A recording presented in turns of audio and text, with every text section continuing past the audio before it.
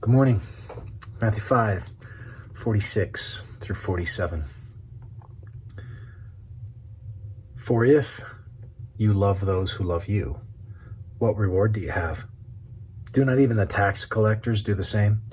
And if you greet only your brothers, what more are you doing than others? Do not even the Gentiles do the same? These are sobering statements. Here's what you learn. Ready?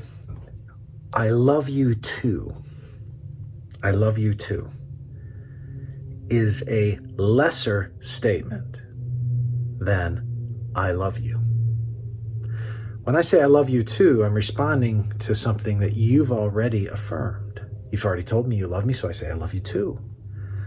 To say I love you speaks of this sort of mono-directional, unilateral dynamic, irrespective of anything that you've said. There's nothing wrong with saying I love you too, but the point that Jesus is making, look, even the tax collectors, like the worst people that you have in your culture that drive you nuts, that take advantage of you and are the despised of the culture, Jesus says, even those guys do that, right? To a Jewish audience, don't even the Gentiles do that? Like he's saying, what makes you, you're not set apart because you say, I love you too. It's almost unnatural to think that you wouldn't say, I love you too. What else would you say? Well, somebody expresses love for you. Somebody acts in a way that's kind to you. Well, it's natural for you to turn that back around toward them. It'd be odd almost if you didn't. Don't pat yourself on the back for loving people who love you, for caring about people who care about you. This is a normative human response, is Jesus' point. But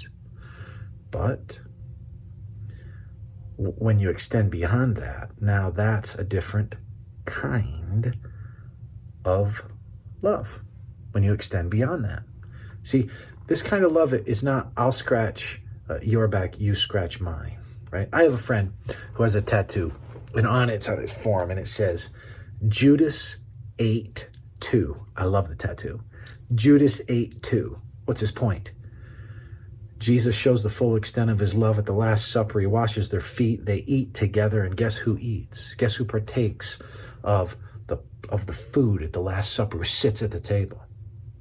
Judas, who he knows will betray him, who he calls him out at the end of the meal as the betrayer, sends him away, but he still eats, still washes his feet. Judas ate too, right?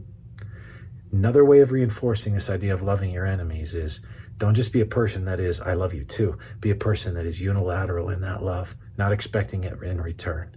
That's what separates. That's next level love. Lord bless you.